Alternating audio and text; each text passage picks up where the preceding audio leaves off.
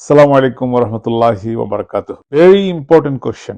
Digital online business করার জন্য কোন ধরনের কোয়ালিফিকেশন থাকা দরকার, অর্থাৎ আমার রেজুমিতে কি থাকতে হবে? Thank you so much for very important question. Another important question আমাকে করা হয়েছে যে কতটুকু ইংলিশ জানতে হবে, অর্থাৎ ইংলিশে কি আমেরিকানদের মতো কথা বলতে হবে বা ব্রিটিশদের মতো। দুটো কোশ্চেনেরই আনসার আমি এই মুহূর্তে করতেছি, আশা করি আপনাদের উপকারে আসবে। এই বিজনেসের জন্য ইংলিশ বলাটা জরুরি না, বাট ইংলিশ পড়া জানতে হবে। You don't have to speak English, but you need to able to read English. ইংলিশটা আপনি বুঝলে হলো। শিক্ষাগত যোগ্যতা, সব রকম শিক্ষাগত যোগ্যতার মানুষ এই প্ল্যাটফর্মে কাজ করতে পারবে। আপনি ডাক্তার, প্রকৌশলী, school teacher, university teacher, college teacher, যেই কোনো এরিয়ায় কাজ করেন আপনি করতে পারবেন। এখানে স্পেসিফিক কোনো শিক্ষাগত যোগ্যতার প্রয়োজন নেই। এখানে যে জিনিসটা প্রয়োজন সেটা হচ্ছে আপনার বেসিক নলেজ। লাইক কম্পিউটার আপনি হ্যান্ডেল করতে পারেন, স্মার্টফোন ইউজ করতে পারেন, এটা একটা বেসিক জিনিস। আর আগেও বলছি, ইংরেজি বলতে হবে না, ইংরেজি পড়তে পারলে চলবে। তারপরে যেটা দরকার, number one, mindset. Mindset very important.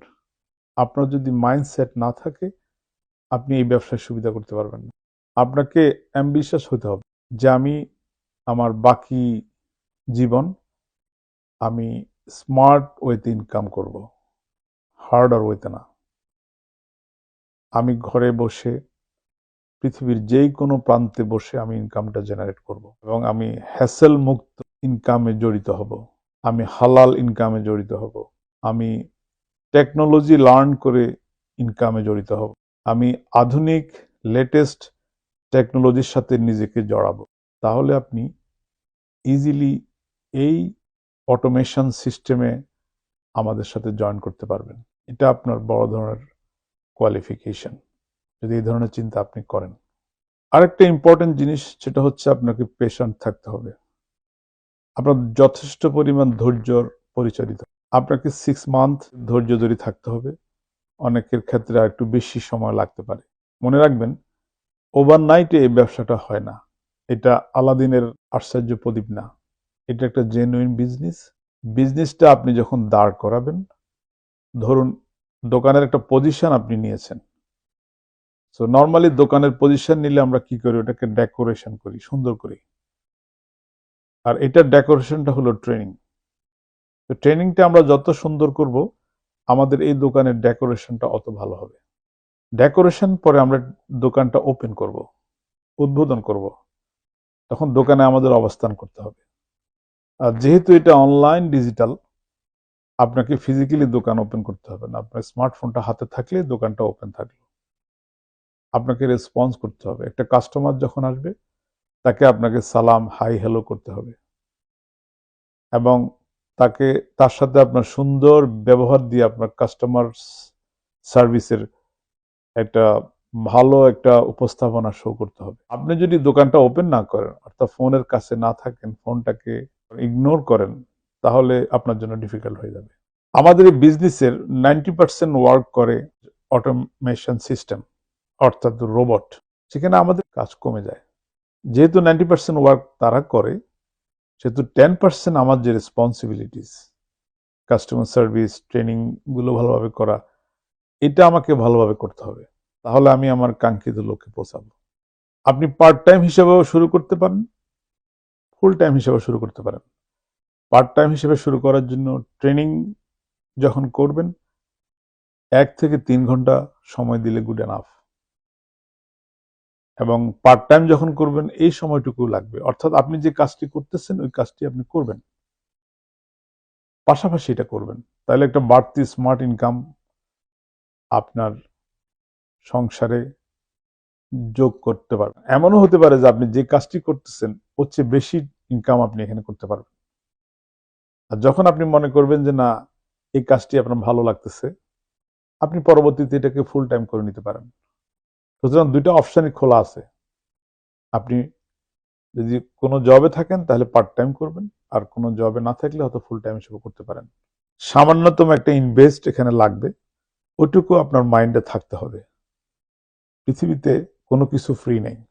আপনি যদি একটা দোকান দেন, সেখানে $100,000 ইনভেস্ট করতে হবে, $200,000, $500,000, ইভেন মিলিয়ন। দেখা যাচ্ছে মাসের শেষে আপনি এমপ্লয়কে স্যালারি দিয়া, নিজের স্যালারি নিয়ে, ইলেকট্রিক বিল, গ্যাস বিল সবকিছু দেওয়ার পর $5,000 আয় করা কঠিন হয়ে যায়।